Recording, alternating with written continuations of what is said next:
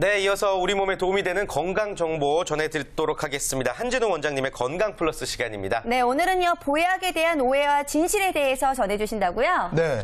한약하면 바로 보약을 떠올릴 만큼 한약은 곧바로 보약이라는 등식이 성립하지 않는다는 부분하고 그동안 받아왔던 보약에 대한 오해들을 풀어드리기 위해서 보약에 대한 오해와 진실이라는 주제로 오늘 건강 플러스 시간을 준비해봤습니다. 예. 네. 보약은 한약이 아닐 수 있다라는 말씀이신 것 같은데 저희가 보약에 대한 개념부터 좀 정리를 해봐야 될 것 같아요. 제가 앞에서 이제 보약은 한약이 아니다라고 말씀드린 부분 때문에 그렇다고 또 보약과 한약이 완전히 다른 개념이다 이런 이야기는 아니고요. 네. 잘 들어보세요. 네.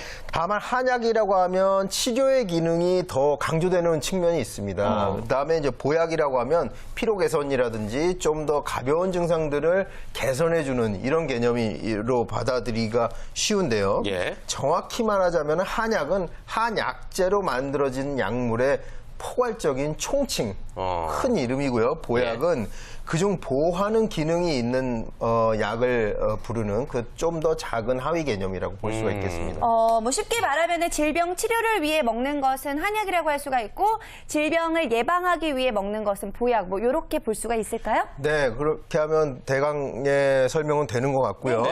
두 개의 공통점이라고 하면 모두 한약으로 만들어진다는 점이 이제 공통점이고요. 보약은 또 정확한 진단을 통해서 기본 처방을 정해놓고 증상에 따라서 더할 것은 더해주고 증량할 것은 더 증량해주고 더 넣어줄 것은 더 넣어주고 이렇게 처방을 하게 되고요.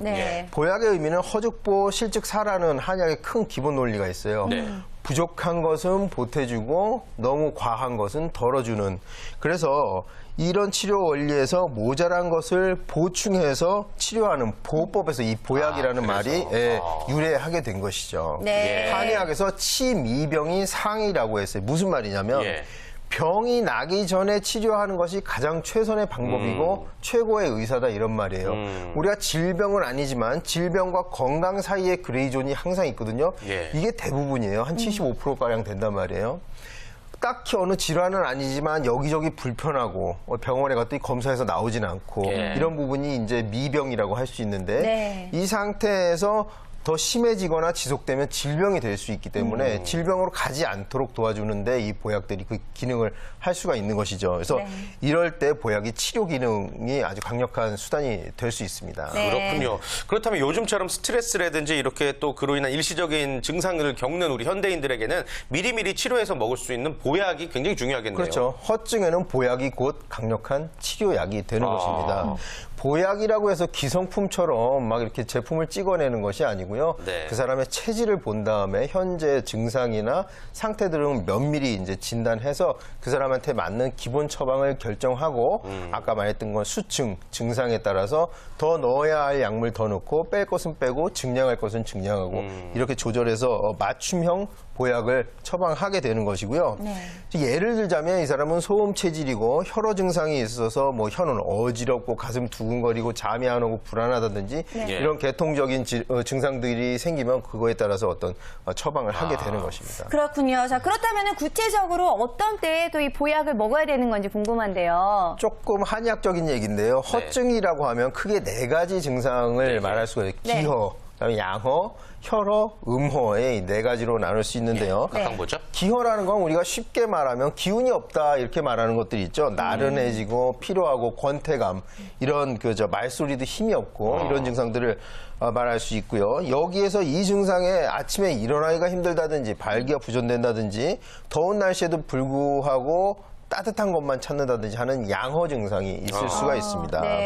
그다음에 이제 여성분들한테 오기 쉬운 증상들인데 혈허, 빈혈과는 조금 다른 개념이지만 소화도 잘 안 되고 늘 피곤하고 근데 그렇다고 잠이 잘 오는 것도 아니에요. 잠을 이루기도 힘들고 자꾸 개꿈을 꾼다든지 수면 질이 좋지 못하고 기운도 없고 그다음에 여기에 이런 증상에 더해서 이제 자꾸 소변이 자꾸 잦다든지 마른 기침, 건조한 증상이 자꾸 나타난다든지 그다음에 땀을 흘리고 이렇게 되면 음허에 이르게 됩니다. 이렇게 4가지 그 증상에 속하시는 분들은 그 보약으로 해서 허한 기운을 보충해 주는 것이 좋죠. 네. 저는 말씀 들어보니까 기허와 혈허 쪽에 좀 증상이 속하는 것 같은데 네. 서희 씨도 좀 어떻게?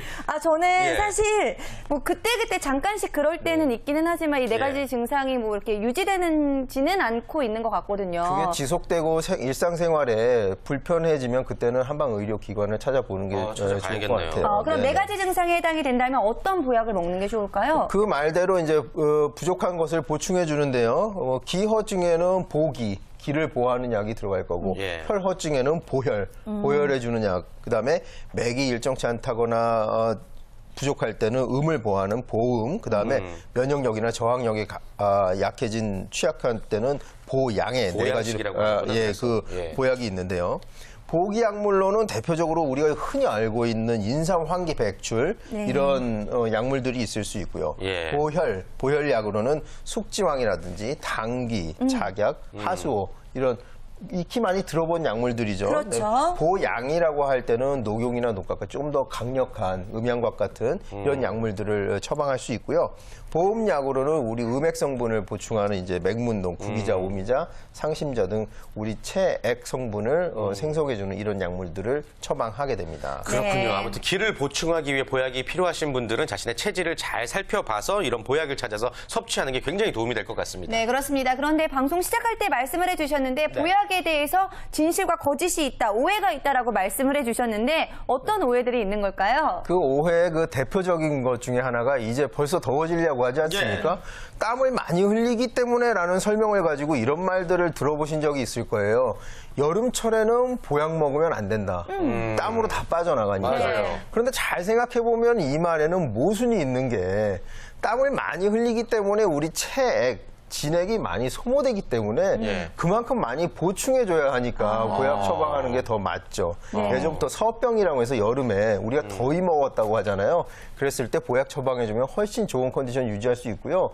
특히 요새는 냉방병도 이 치료의 대상이 되니까 여름철에 보약 먹지 말아라. 이거는 오해라고 말씀드릴 수가 있겠습니다. 네. 그리고 또 보약 먹으면 살찐다는 얘기는 루머도 루머지만 저는 왠지 진짜 같은 게 보약을 먹으면요 입이 쓰니까 텁텁해서 자꾸 밥을 많이 먹게 되더라고요. 이것도 루머예요. 그거는 뭐 농담같이 그러는 거고 예. 저희가 보약 먹으면 살찐다. 특히 여성분들이 한의원에 와서는 저는 살찌면 안 돼요. 이렇게 말씀을 하시는데 한의원에서 이렇게 진료를 하면서 여러분들을 뵙잖아요. 그러면 한약으로 살 찌우는 것이 살을 빼드리는 것보다 훨씬 어렵습니다. 네. 그리고 우리가 요새는 뭐 난 살이 안 쪄서 고민이야 이러면 어우 재수없어 이러는데 살이 안 쪄서 고민인 분들 이 고민의 수준과 그 갈망이 우리의 상상을 초월할 정도예요. 약을 먹고 살찌기가 굉장히 어렵습니다. 그래서 보약 먹고 살쪘다 이것도 큰 오해 중에 하나입니다. 낭설이군요. 네, 보약을 먹고 살이 찌는 게 아니라고 하니까 왠지 안도감이 드는 것 같은데 네. 그렇다면 또 다른 오해는 또 어떤 게 있을까요? 또 있을까요? 이건 주로 노년층에서 많이 고민하는 그런 부분인데요. 아주 보약을 많이 먹으면 죽을 때 되게 힘들다. 용수다 죽는다. 저 이런 얘기 들어봤어요. 이런 네. 걱정들을 많이 하시는데 참 걱정도 팔자입니다.